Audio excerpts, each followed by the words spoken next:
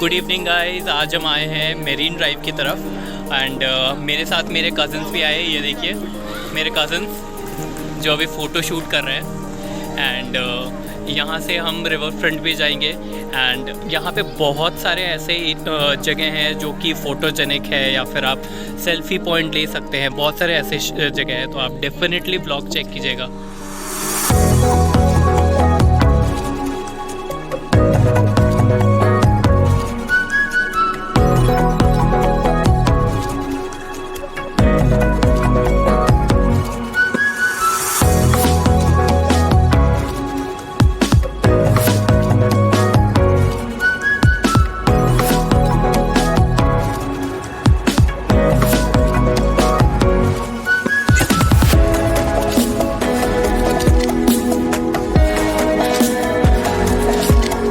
काफ़ी आप देख सकते हैं यहाँ पे फ़ोटो शूट चल रहा है लोगों का।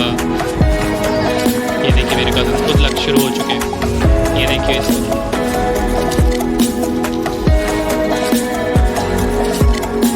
ये रही फोटोग्राफर।